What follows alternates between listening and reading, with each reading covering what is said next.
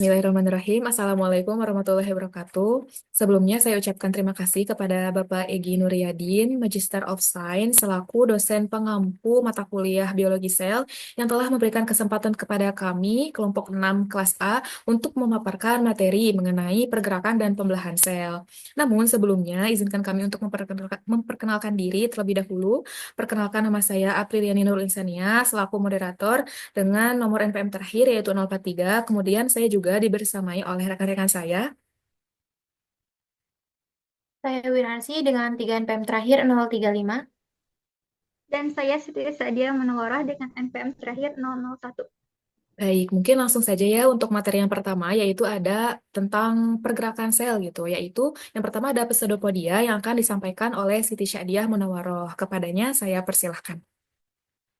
Oke, jadi pembahasan kita pada kali ini adalah pseudopodia. Nah, pseudopodia ini terbentuk dari dua susunan kata. Yang pertama, yakni kata pseudo yang artinya semu dan podia yang artinya kaki.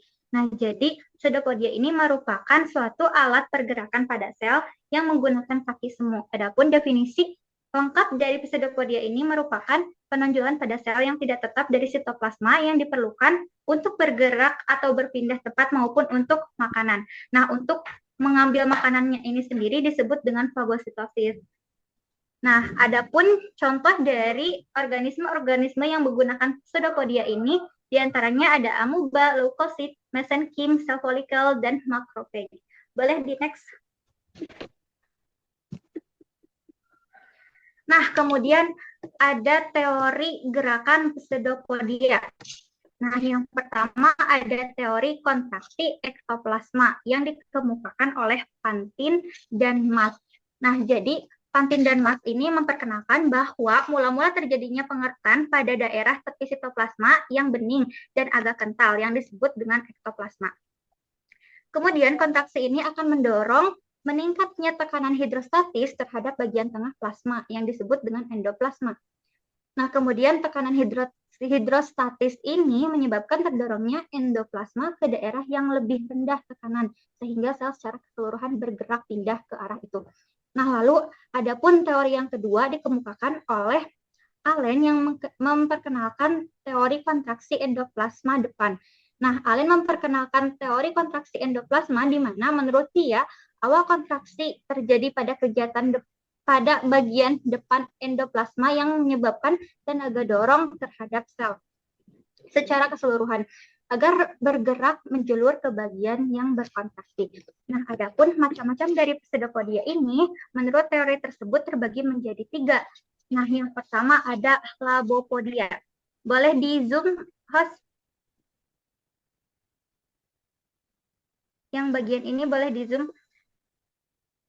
Nah, labopodia berdasarkan struktur katanya ini terbangun dari labo dan podia.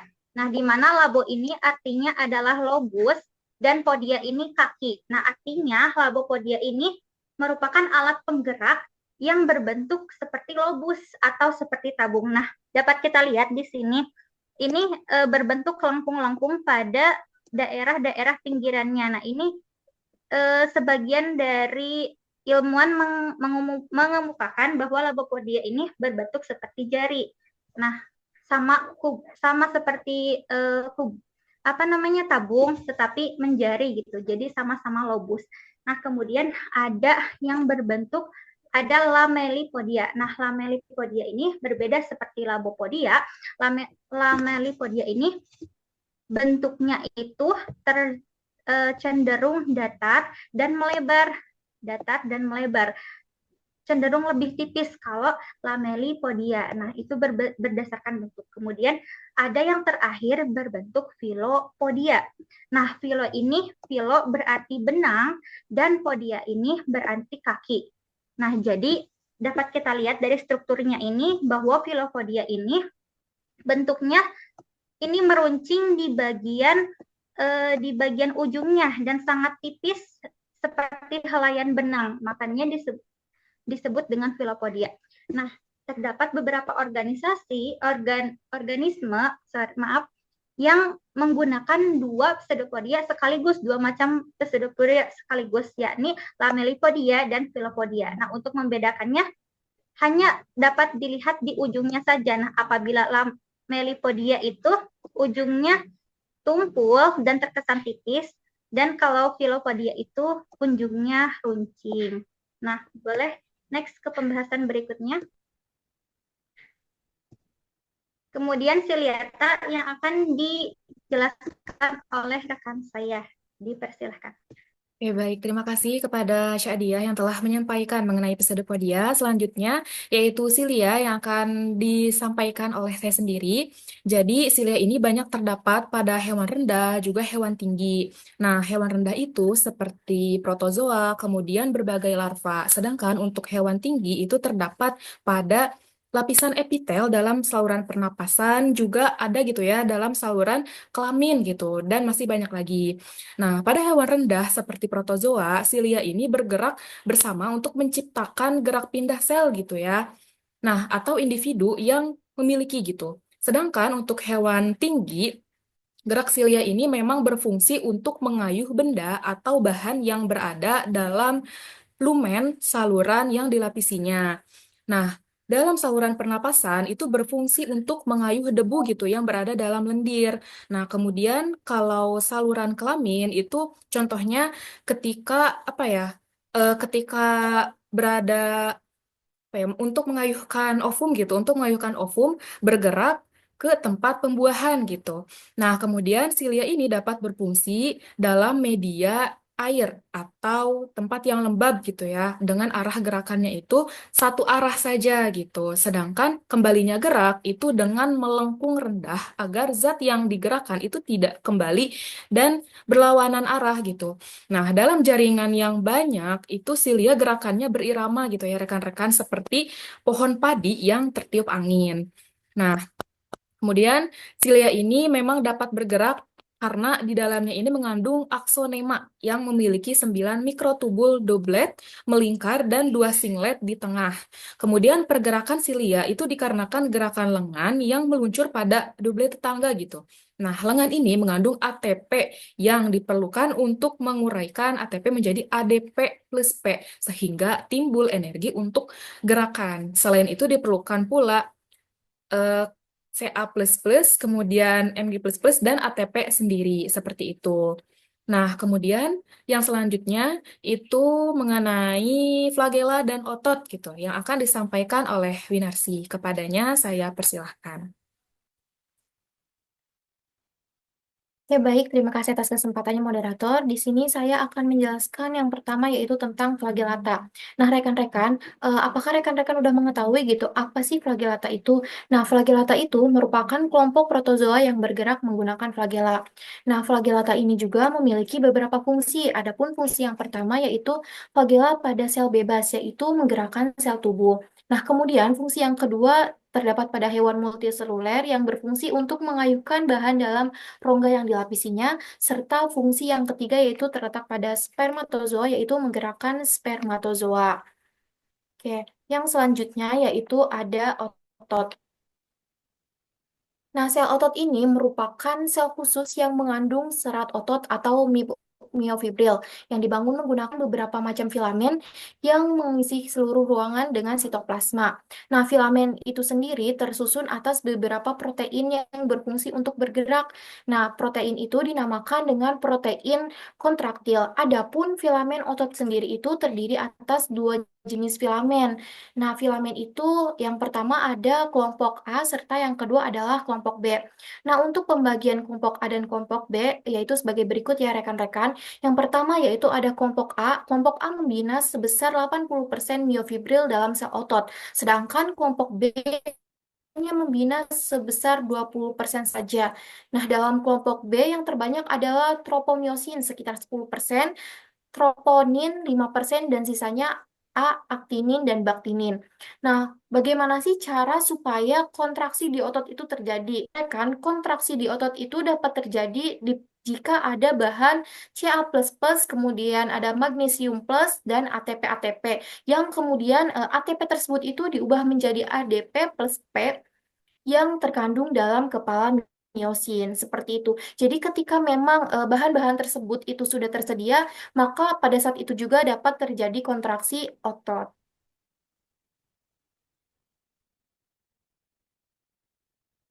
Oke, baik. Terima kasih kepada Winarsi yang telah menyampaikan mengenai flagela dan otot gitu ya. Nah, selanjutnya untuk materi yang selanjutnya yaitu ada pembelahan sel gitu. Nah, untuk pembelahan sel yang pertama yang akan kami bahas yaitu mengenai daur sel yang akan disampaikan oleh Winarsi. Kepadanya saya persilahkan.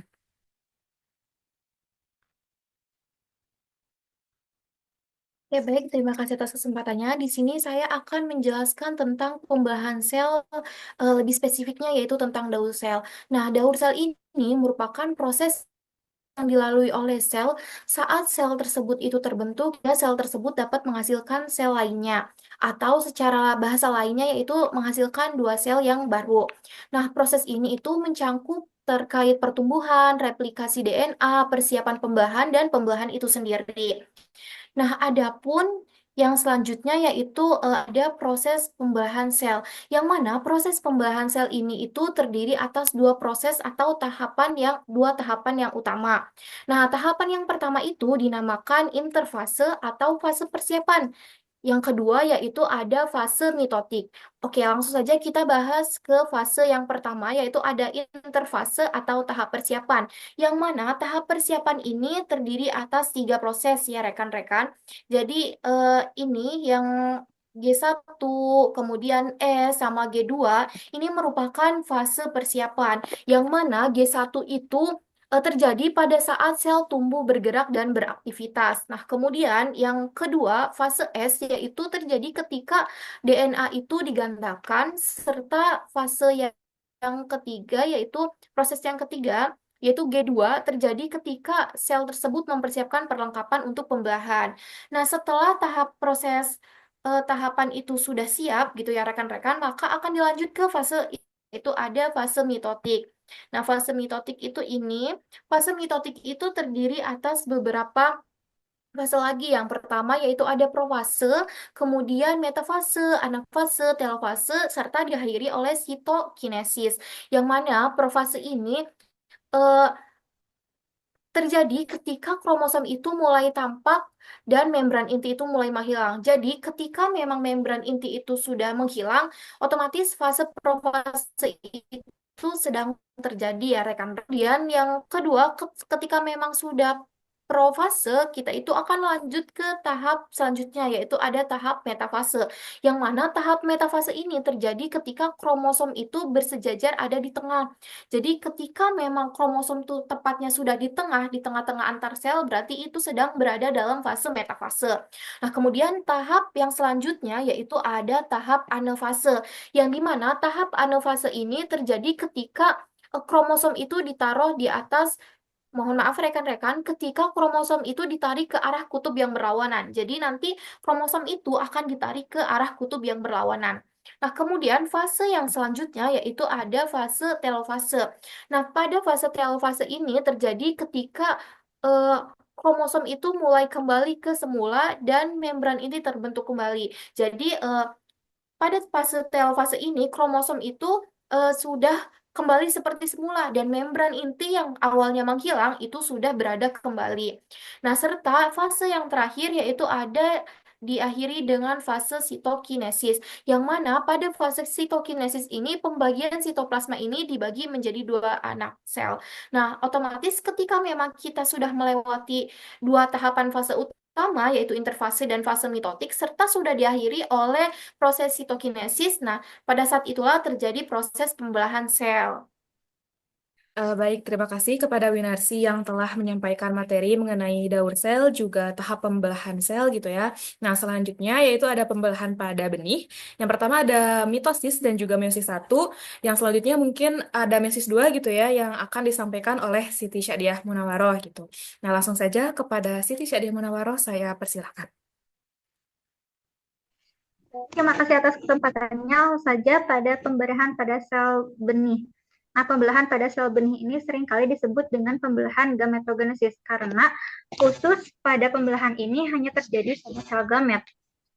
Nah, di sini terdapat tiga tahap. Yang pertama proliferasi. yaitu mitosis, kemudian tahap pembelahan reduksi atau meiosis, kemudian yang terakhir ada transportasi. Nah, yang pertama itu proliferasi atau mitosis. Nah, karena tadi sudah disampaikan ya secara keseluruhan oleh Winarsi, jadi mungkin akan saya next saja ke pembelahan berikutnya, yakni pembelahan reduksi atau meiosis. Nah, pembelahan meiosis ini merupakan pembelahan yang secara khusus hanya terjadi pada sel gamet saja, baik itu gamet perempuan maupun gamet laki-laki.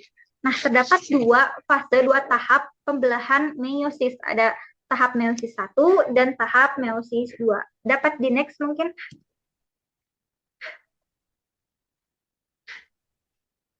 Next slide.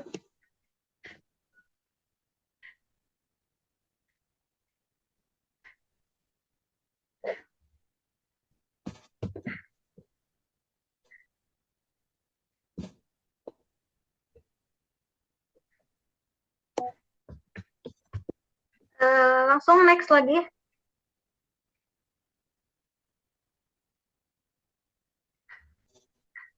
Oke, baik. Nah, karena tadi sudah dijelaskan ya bahwa meiosis ini terdapat dua fase, di mana yang pertama yakni fase meiosis terdiri dari 5 fase, yakni profase, metafase, anafase, dan telofase. Nah, langsung saja yang pertama, profase 1. Nah, pada tahap profase 1 ini dimulai ketika sel itu bersifat diploid atau 2N, dalam bentuk 2N. Berbeda halnya ketika dalam tahap mitosis itu sel dalam keadaan haploid. Nah, dalam meiosis ini selnya dalam keadaan diploid. Lalu kemudian DNA kromosom akan bereplikasi membentuk kromosom yang berbentuk X. Tadi yang asalnya itu hanya mempunyai satu lengan kromatid, kemudian bereplikasi menjadi mempunyai 2 lengan kromatid. Nah, kemudian lanjut di tahap profase 1 ini terbagi menjadi 5 tahap lagi. Yang pertama yakni leptoten.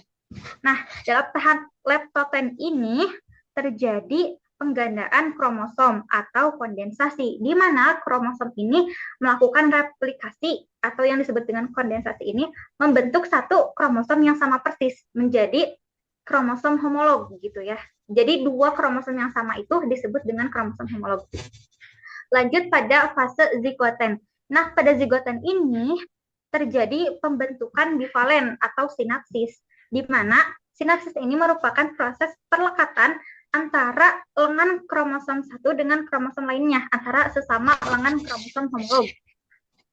Nah, kemudian fase pakiten, di sini pada fase pakiten terbentuknya tetrad. Nah, lalu di ujung-ujung antara lengan kromatidnya itu akan saling bersilangan atau yang disebut dengan crossing over. Nah, crossing over ini jadi pada kromatidnya itu dari setiap kromosom homolog bertukar segmen alel sehingga adanya kombinasi gen sehingga berpengaruh pada menghasilkan variasi genetik pada keturunan. Jadi tidak akan sama persis dengan sel pada induknya. Lalu kemudian diploten terbentuknya kiasma. Nah, kiasma ini merupakan hasil dari persilangan tadi. Nah, jadi ujung-ujung dari lengan kromosom ini kan bergantian gitu ya. Jadi bervariasi, berekomendasi. Nah, ini terbentuk menjadi kiasma. Namanya adalah kiasma. Nah, dalam tahap ini kemudian kompleks sinapsisnya itu mulai menghilang. Lalu dilanjutkan dengan proses diakinesis. Diakinesis ini proses perpindahan kiasma. Jikalau tadi kiasmanya itu masih saling bersilang ya, masih belum untuk berpisah. Nah, dalam tahap ini telah berpisah dan persiapan ke metafase 1. Nah, lalu pada tahapan selanjutnya itu membranokleus ini mulai menghilang, kemudian sanviol bergerak secara berlawanan dengan serat spindle yang mulai menyebar. Lalu pada tahap yang kedua yakni metafase. Nah, bisa kita lihat ya, Di sini, ketika tahap metafase, kromosom-kromosom ini sudah berada lurus di bidang ekuifator. Bidang ekuifator ini merupakan bidang pembelahan antara pertemuan antara benang spindle yang dari kutub ini dengan benang spindle yang dari kutub ini. Nah, pada proses metafase ini, kromosom homolog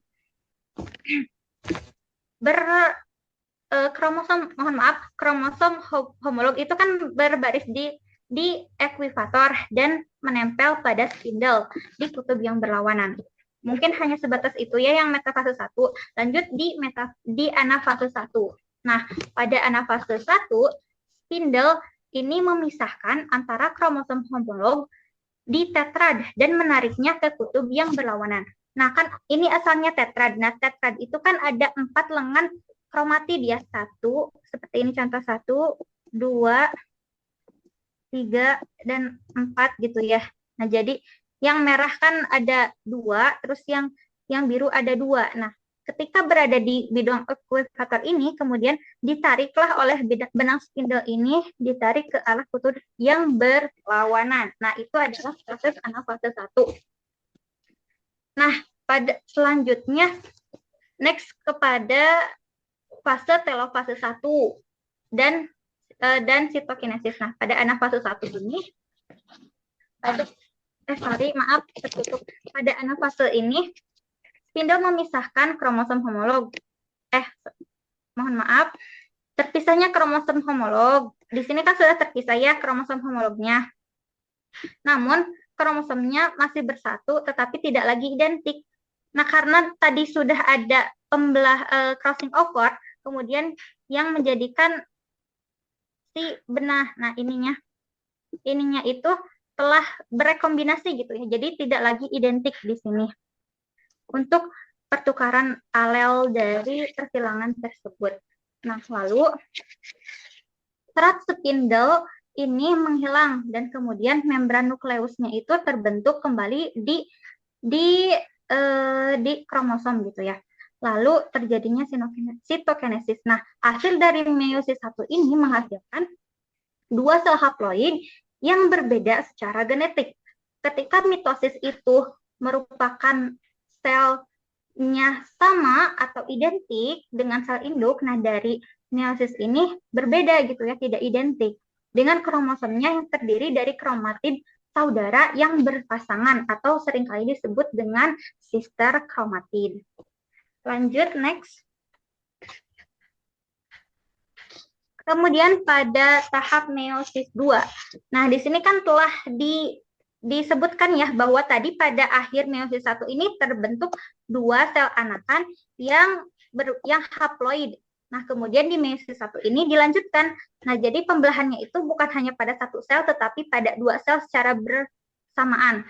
Nah, 1 sel ini pada pembelahan ini, 1 sel ini pada pembelahan ini, jadi dua-duanya itu saling berbarengan. Oke, sebentar. Nah, lanjut aja pada profase 2.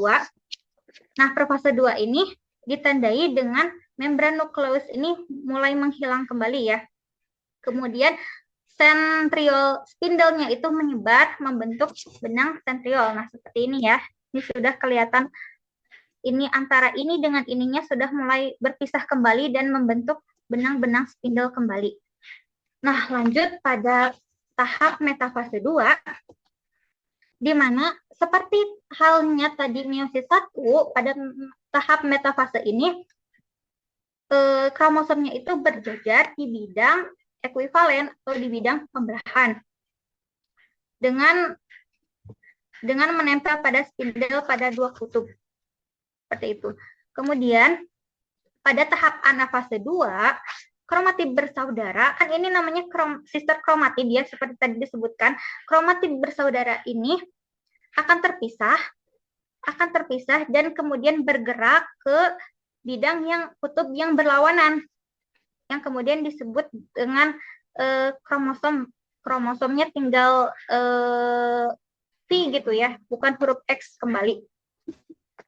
Nah, dalam tahap anafase, nah cukup ya, mohon maaf, di tahap anafase ini. Kemudian lanjut di tahap telofase kedua. Nah, di tahap telofase kedua ini dibarengi dengan sitokinesis, di mana di tahap telofase 2 ini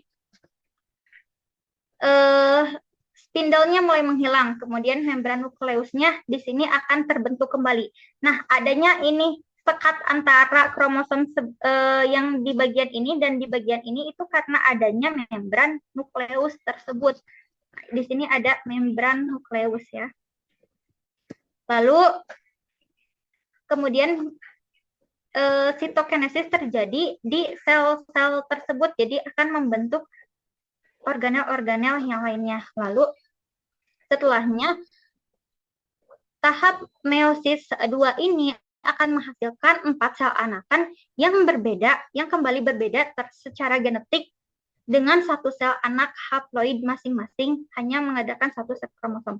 Jadi bersifat haploid menghasilkan 4 sel anakan yang bersifat haploid.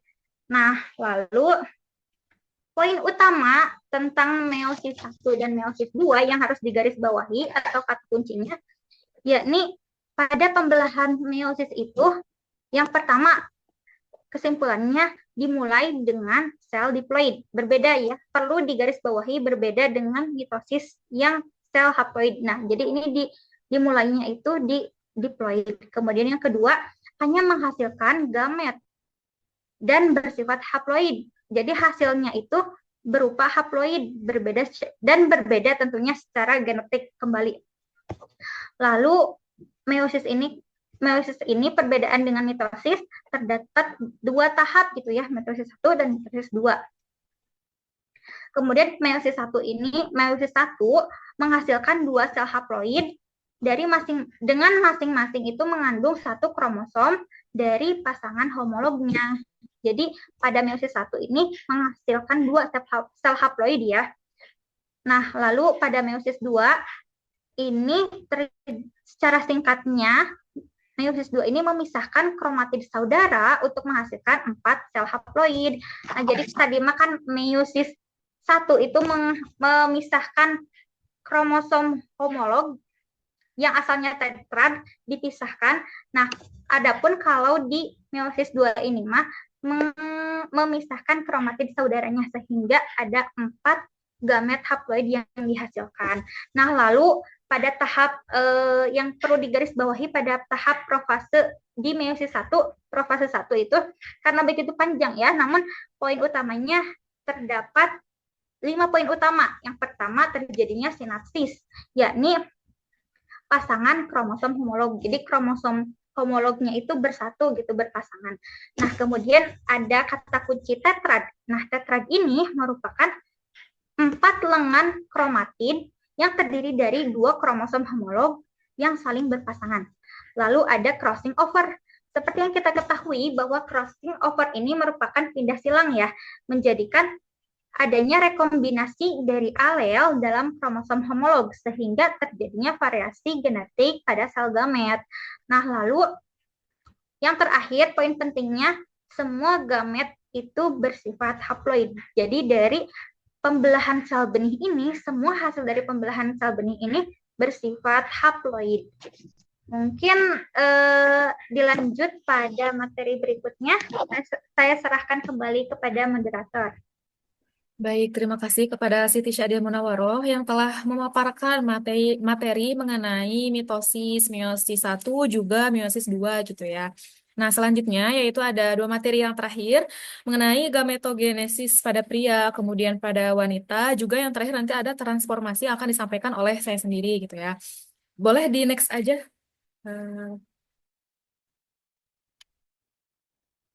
Next slide. Ya, terima kasih. Jadi yang pertama itu ada gametogenesis pada pria atau sering kita kenal dengan spermatogenesis gitu ya. Nah, jadi pada pria dari satu gametosit 1 atau spermatozoid 1 itu pada akhir meiosis 1-nya terbentuk 2 gametosit 2 atau spermatosit 2 gitu ya. Pada akhir meiosis 2 gitu. Nih, bentar ya, saya ini dulu. Nah, jadi pada akhir mitosis itu kan memang menghasilkan spermatosit primer gitu ya. Nah, namun pada meiosis, maaf tadi pada mitosis gitu ya. Nah, namun pada meiosis 1 itu menghasilkan spermatosit sekunder gitu ya. Kemudian di spermatosit sekunder ini itu dia menghasilkan spermatid karena di sini spermatosit sekundernya itu ada dua gitu ya. Nah, menghasilkan dua spermatosit sekunder sehingga satu spermatosit sekundernya itu menghasilkan dua spermatid sehingga apabila dijumlahkan ini ada empat spermatid gitu ya atau ini akan menghasilkan empat spermatozoa. Nah, seperti itu. Kemudian dalam oogenesis pun sebetulnya sama, namun terdapat perbedaan, yaitu pada hasil akhirnya gitu ya. Nah, ini oogonium kan. Nah, di oogonium ini tuh di akhir mitosisnya itu masih diploid kan, masih 2N, yaitu oosit primer gitu. Nah, kemudian pada akhir dari fase meiosis satu itu menghasilkan oosit sekunder dan badan polar. Jadi ada polusitnya gitu. Berbeda dengan spermatogenesis yang memang dua-duanya itu menghasilkan apa ya dua spermatosit sekunder gitu. Sedangkan kalau ini hanya ada satu saja gitu oosit sekundernya. Nah, dari satu oosit sekunder ini menghasilkan satu ootid. Jadi ootidnya itu hanya ada satu buah saja karena tiganya ini itu merupakan badan polar karena kan di sininya itu oosit selain adanya oosit sekunder namun ada badan polar atau polosit juga gitu ya. Nah, sehingga pada meiosis akhir meiosis 2 itu menghasilkan satu ootid dan ada tiga badan polar gitu. Sehingga hasilnya itu hanya ada satu ovum saja, berbeda dengan spermatogenesis yang memang hasil akhirnya itu ada empat spermatozoa seperti itu. Boleh di next? Oke, selanjutnya yaitu ada transformasi gitu. Ini materi yang terakhir ya rekan-rekan. Nah, jadi setelah selesai meiosis satu juga 2, nah gametid ini menempuh tahap perubahan bentuk atau yang kita kenal itu dengan transformasi. Nah, pada pria itu disebut spermatogenesis dan pada wanita itu memang tidak jelas gitu ya adanya tahap ini sehingga tidak ada istilahnya. Nah, tahap spermatogenesis itu meliputi fase Golgi, kemudian fase tutup, fase akrosom, dan fase pematangan. Nah, pada pria dalam satu kali ejakulasi sebanyak 2-3 cc itu terkandung sekitar 300 juta spermatozoa dengan panjang 60 mikrometer spermatozoa memiliki bagian kepala, leher, dan juga ekor gitu. Nah, kemudian kepalanya ini mengandung inti yang sedikit ada apa ya, sitoplasma gitu ya, juga adanya akrosom. Nah, kemudian di bagian ujung kepala di depan tutup kromosomnya itu kromosom apa ya? Kromosom plasmalema gitu, mengandung protein yang akan berikatan dengan reseptor pada selaput luar ovum gitu. Jika spermatozoa sudah membentur selaput ovum, maka plasmalema dan tutup akrosom itu akan mengalami lisis gitu atau pecah gitu ya. Nah, kemudian kandungan kromosomnya itu nantinya akan keluar sehingga terjadi reaksi akrosom sehingga memungkinkan spermatozoa itu masuk seperti itu. Nah, kemudian pada bagian leher tendin itu terdapat satu ada PSE bagian tengah dengan cincin-cincin mitokondria, kemudian ada prinsipal PSE yaitu bagian utama, kemudian ada NPSC yaitu bagian ujung, juga ada pada bagian ekornya itu mengandung poros aksonema yang dibina atas mikrotubul gitu ya. Nah, kemudian pada ovum itu memiliki 3 komponen. Ada 4 gitu, ada 4 komponen yaitu ada zona pelusida yaitu selaput telur, kemudian juga ada olema yaitu plasmalema telur dan juga ada ooplasma atau sitoplasma telur. Kemudian yang terakhir itu ada inti. Seperti itu. Boleh di next? Next. Nah, ini merupakan apa ya? Struktur sel telur gitu ya. Seperti teman-teman bisa lihat nih. Ini tuh merupakan corona radiata. Nah, ini seperti yang teman-teman bisa ketahui gitu ya bahwa ini di dalam nukleus itu terdapat nukleolus juga gitu ya. Kemudian di sini ada sitoplasmanya, juga ada plasma membran dan ada zona pelusida atau yang biasa disebut dengan selaput telur gitu ya. Jadi ini selaput telurnya, kemudian juga ada tadi ada Oh, plasma gitu ya, yaitu ini nih plasma membran seperti itu. Baik, mungkin materi yang kami paparkan telah cukup gitu ya, telah cukup dari awal sampai akhir, telah selesai. Terima kasih kepada rekan-rekan yang telah mendengarkan video ini, yang telah menyimak dengan baik, kemudian mencatat. Kemudian nanti apabila ada yang ingin ditanyakan atau masih ada yang ingin dibingungkan, boleh gitu ya, nanti ditanyakan pada pertemuan secara luring gitu ya. Oke, terima kasih kepada rekan-rekan, terima kasih juga kepada pemateri gitu ya. Mohon maaf apabila terdapat banyak kekurangan ataupun kesalahan. Saya tutup. Wassalamualaikum warahmatullahi wabarakatuh. Oke. Baik, terima kasih kepada Winarsi yang telah menyampaikan materi mengenai daur sel, juga tahap pembelahan sel gitu ya. Nah, selanjutnya yaitu ada pembelahan pada benih. Yang pertama ada mitosis dan juga meiosis satu. Yang selanjutnya mungkin ada meiosis 2 gitu ya, yang akan disampaikan oleh Siti Syadiah Munawaroh gitu. Nah, langsung saja kepada Siti Syadiah Munawaroh, saya persilahkan. Terima kasih atas kesempatannya. Langsung saja pada pembelahan pada sel benih. Nah, pembelahan pada sel benih ini seringkali disebut dengan pembelahan gametogenesis karena khusus pada pembelahan ini hanya terjadi pada sel gamet. Nah, di sini terdapat 3 tahap. Yang pertama proliferasi, yaitu mitosis, kemudian tahap pembelahan reduksi atau meiosis, kemudian yang terakhir ada transportasi.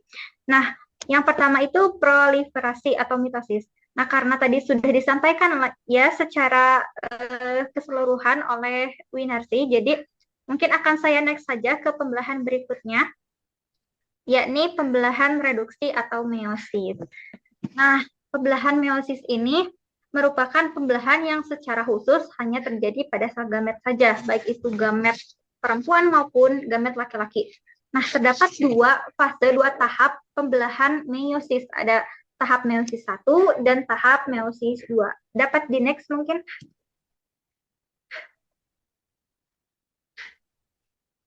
Next slide.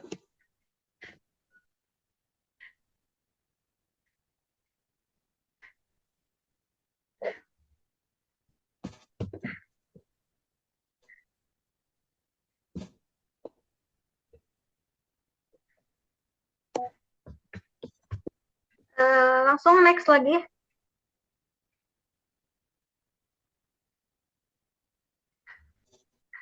Oke, baik. Nah, karena tadi sudah dijelaskan ya bahwa meiosis ini terdapat 2 fase, di mana yang pertama yakni fase meiosis terdiri dari 5 fase, yakni profase, metafase, anafase, dan telofase.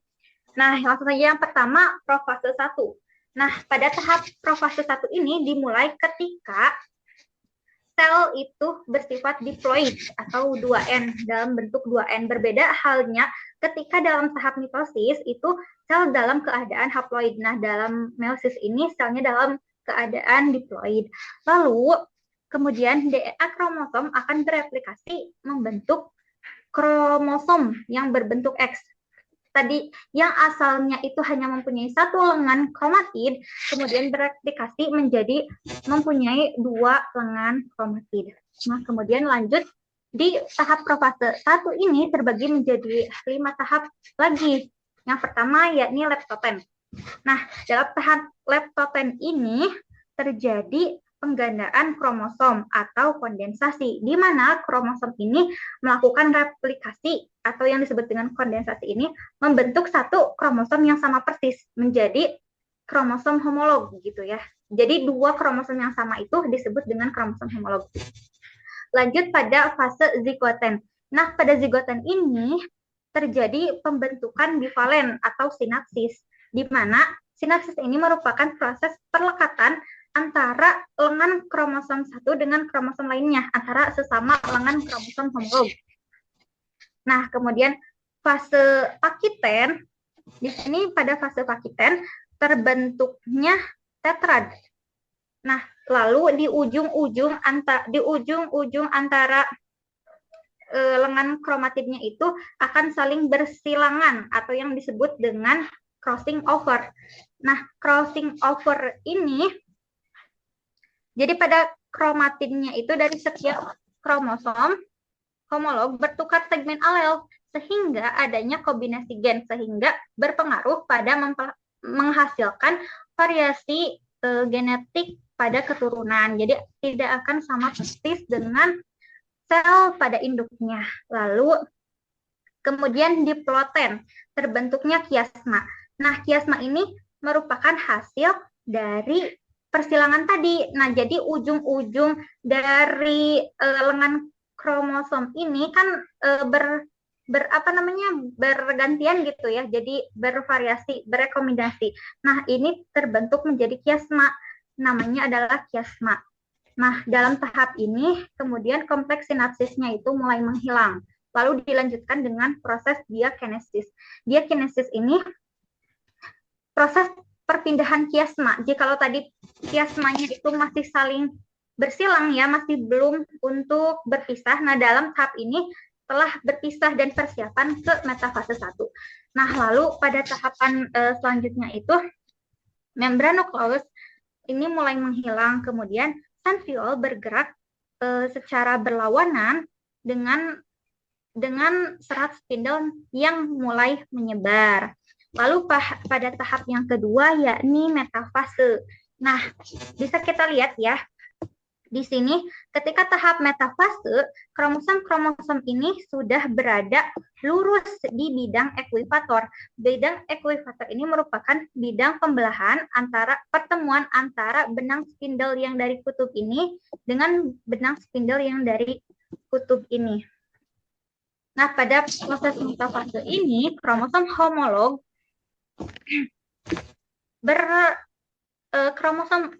kromosom homolog itu kan berbaris di ekuifator dan menempel pada spindle di kutub yang berlawanan. Mungkin hanya sebatas itu ya yang metafase 1. Lanjut di anafase 1. Nah, pada anafase 1, spindle ini memisahkan antara kromosom homolog di tetrad dan menariknya ke kutub yang berlawanan. Nah, kan ini asalnya tetrad. Nah, tetrad itu kan ada 4 lengan kromatid ya, 1, seperti ini contoh 1, 2, 3, dan 4 gitu ya. Nah, jadi yang merah kan ada 2, terus yang biru ada 2. Nah, ketika berada di bidang ekuifator ini, kemudian ditariklah oleh benang spindle ini, ditarik ke arah kutub yang berlawanan. Nah, itu adalah proses anafase 1. Nah, pada selanjutnya, next kepada fase telofase 1 dan sitokinesis. Nah, pada anafase 1 ini pada anafase ini spindle memisahkan kromosom homolog. Terpisahnya kromosom homolog. Di sini kan sudah terpisah ya kromosom homolognya. Namun kromosomnya masih bersatu tetapi tidak lagi identik. Nah, karena tadi sudah ada crossing over, kemudian yang menjadikan si benah, nah ininya itu telah berekombinasi gitu ya, jadi tidak lagi identik di sini untuk pertukaran alel dari persilangan tersebut. Nah, lalu serat spindle ini menghilang dan kemudian membran nukleusnya itu terbentuk kembali di kromosom gitu ya.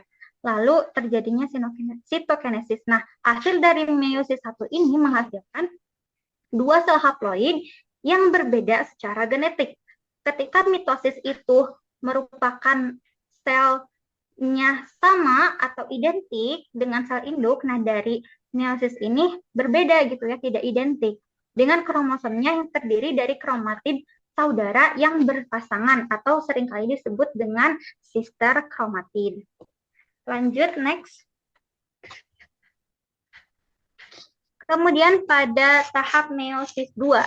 Nah, di sini kan telah disebutkan ya bahwa tadi pada akhir meiosis 1 ini terbentuk 2 sel anakan yang haploid. Nah, kemudian di meiosis 1 ini dilanjutkan. Nah, jadi pembelahannya itu bukan hanya pada 1 sel tetapi pada 2 sel secara bersamaan. Nah, 1 sel ini pada pembelahan ini, 1 sel ini pada pembelahan ini, jadi dua-duanya itu saling berbarengan. Oke, sebentar. Nah, lanjut saja pada profase 2. Nah, profase 2 ini ditandai dengan membran nukleus ini mulai menghilang kembali ya. Kemudian sentriol spindle-nya itu menyebar membentuk benang sentriol. Nah, seperti ini ya.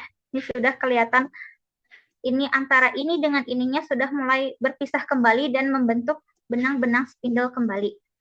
Nah, lanjut pada tahap metafase 2, di mana seperti halnya tadi meiosis 1, pada tahap metafase ini kromosomnya itu berjejer di bidang ekuivalen atau di bidang pembelahan dengan menempel pada spindle pada 2 kutub. Seperti itu. Kemudian pada tahap anafase 2, kromatid bersaudara, kan ini namanya sister kromatid ya, seperti tadi disebutkan. Kromatid bersaudara ini akan terpisah dan kemudian bergerak ke bidang yang kutub yang berlawanan, yang kemudian disebut dengan kromosomnya tinggal V gitu ya, bukan huruf X kembali. Nah, dalam tahap anafase, nah cukup ya, mohon maaf, di tahap anafase ini. Kemudian lanjut di tahap telofase kedua. Nah, di tahap telofase kedua ini dibarengi dengan sitokinesis, di mana di tahap telofase 2 ini spindle-nya mulai menghilang, kemudian membran nukleusnya di sini akan terbentuk kembali. Nah, adanya ini sekat antara kromosom yang di bagian ini dan di bagian ini itu karena adanya membran nukleus tersebut. Di sini ada membran nukleus ya. Lalu kemudian sitokinesis terjadi di sel-sel tersebut, jadi akan membentuk organel-organel yang lainnya. Lalu setelahnya tahap meiosis 2 ini akan menghasilkan 4 sel anakan yang berbeda, yang kembali berbeda secara genetik dengan 1 sel anak haploid masing-masing, hanya mengadakan 1 set kromosom. Jadi bersifat haploid, menghasilkan 4 sel anakan yang bersifat haploid. Nah, lalu poin utama tentang meiosis 1 dan meiosis 2 yang harus digarisbawahi atau kata kuncinya, yakni pada pembelahan meiosis itu, yang pertama, kesimpulannya dimulai dengan sel diploid. Berbeda ya, perlu digarisbawahi, berbeda dengan mitosis yang sel haploid. Nah, jadi ini dimulainya itu di diploid. Kemudian yang kedua, hanya menghasilkan gamet dan bersifat haploid. Jadi hasilnya itu berupa haploid, berbeda tentunya secara genetik kembali. Lalu meiosis ini perbedaan dengan mitosis terdapat 2 tahap gitu ya, mitosis 1 dan mitosis 2. Kemudian meiosis 1 menghasilkan 2 sel haploid dengan masing-masing itu mengandung 1 kromosom dari pasangan homolognya. Jadi pada meiosis 1 ini menghasilkan 2 sel haploid ya. Nah, lalu pada meiosis 2 ini secara singkatnya, meiosis 2 ini memisahkan kromatid saudara untuk menghasilkan 4 sel haploid. Nah, jadi tadi makan meiosis 1 itu memisahkan kromosom homolog yang asalnya tetrad dipisahkan. Nah, adapun kalau di meiosis 2 ini memisahkan kromatid saudaranya sehingga ada 4 gamet haploid yang dihasilkan. Nah, lalu pada tahap yang perlu digarisbawahi pada tahap profase di meiosis 1, profase 1 itu karena begitu panjang ya, namun poin utamanya terdapat 5 poin utama. Yang pertama, terjadinya sinapsis, yakni pasangan kromosom homolog. Jadi kromosom homolognya itu bersatu gitu, berpasangan. Nah, kemudian ada kata kunci tetrad. Nah, tetrad ini merupakan 4 lengan kromatid yang terdiri dari 2 kromosom homolog yang saling berpasangan. Lalu ada crossing over. Seperti yang kita ketahui bahwa crossing over ini merupakan pindah silang ya, menjadikan adanya rekombinasi dari alel dalam kromosom homolog sehingga terjadinya variasi genetik pada sel gamet. Nah, lalu yang terakhir poin pentingnya, semua gamet itu bersifat haploid. Jadi dari pembelahan sel benih ini, semua hasil dari pembelahan sel benih ini bersifat haploid. Mungkin dilanjut pada materi berikutnya. Saya serahkan kembali kepada moderator. Baik, terima kasih kepada Siti Syadil Munawaroh yang telah memaparkan materi mengenai mitosis, meiosis 1, juga meiosis 2 gitu ya. Nah, selanjutnya yaitu ada dua materi yang terakhir mengenai gametogenesis pada pria, kemudian pada wanita, juga yang terakhir nanti ada transformasi yang akan disampaikan oleh saya sendiri gitu ya. Boleh di next aja. Eh, Next slide. Oke, terima kasih. Jadi yang pertama itu ada gametogenesis pada pria atau sering kita kenal dengan spermatogenesis gitu ya.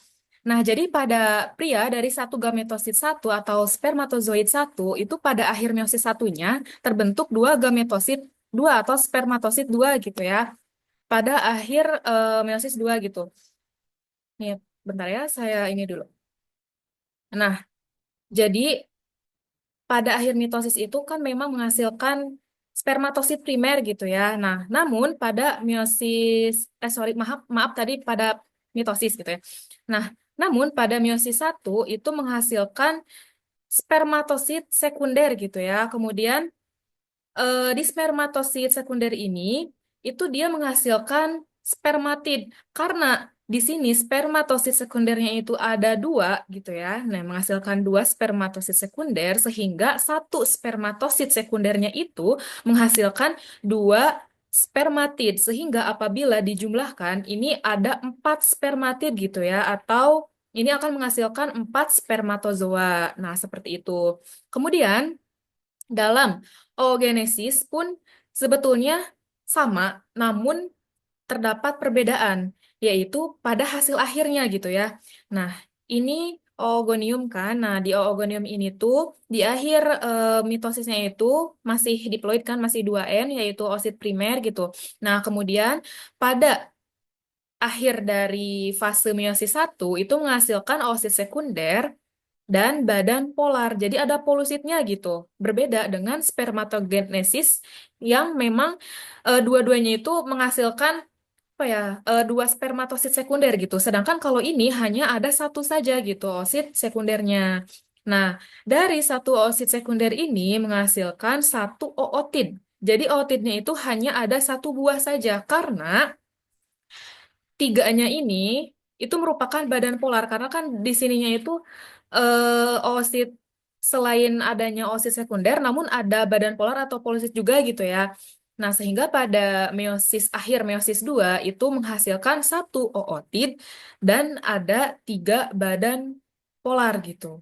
Sehingga hasilnya itu hanya ada satu ovum saja, berbeda dengan spermatogenesis yang memang hasil akhirnya itu ada empat spermatozoa seperti itu.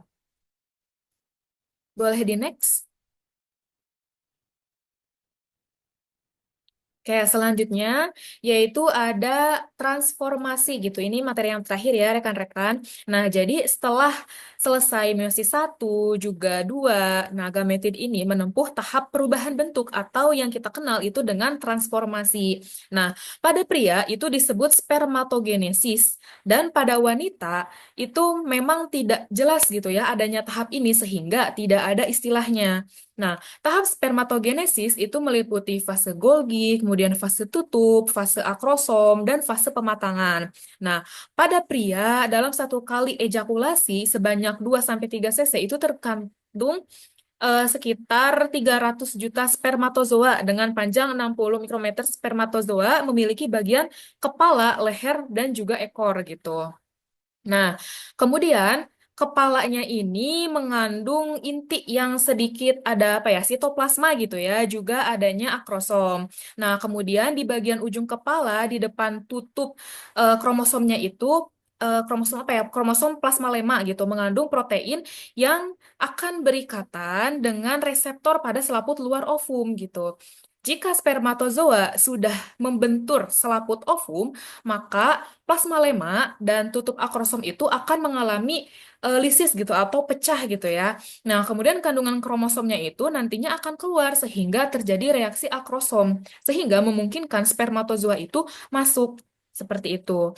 Nah, kemudian pada bagian leher tendin itu terdapat satu ada PSE bagian tengah dengan cincin-cincin mitokondria, kemudian ada prinsipal PSE yaitu bagian utama, kemudian ada NPSE yaitu bagian ujung, juga ada pada bagian ekornya itu mengandung poros aksonema yang dibina atas mikrotubul gitu ya. Nah, kemudian pada ovum itu memiliki tiga komponen, ada empat gitu, ada empat komponen yaitu ada zona pelusida yaitu selaput telur, kemudian juga ada olema yaitu plasma lema telur, dan juga ada ooplasma atau sitoplasma telur. Kemudian yang terakhir itu ada inti. Seperti itu. Boleh di next? Next. Nah, ini merupakan apa ya? Struktur sel telur gitu ya. Seperti teman-teman bisa lihat nih. Ini tuh merupakan corona radiata. Nah, ini seperti yang teman-teman bisa ketahui gitu ya bahwa ini di dalam nukleus itu terdapat nukleolus juga gitu ya. Kemudian di sini ada sitoplasmanya, juga ada plasma membran dan ada zona pelusida atau yang biasa disebut dengan selaput telur gitu ya. Jadi ini selaput telurnya, kemudian juga ada tadi ada plasma gitu ya, yaitu ini nih plasma membran seperti itu. Baik, mungkin materi yang kami paparkan telah cukup gitu ya, telah cukup dari awal sampai akhir, telah selesai. Terima kasih kepada rekan-rekan yang telah mendengarkan video ini, yang telah menyimak dengan baik, kemudian mencatat. Kemudian nanti apabila ada yang ingin ditanyakan atau masih ada yang ingin dibingungkan, boleh gitu ya, nanti ditanyakan pada pertemuan secara luring gitu ya. Kayak terima kasih kepada rekan-rekan, terima kasih juga kepada pemateri gitu ya. Mohon maaf apabila terdapat banyak kekurangan ataupun kesalahan. Saya tutup. Wassalamualaikum warahmatullahi wabarakatuh.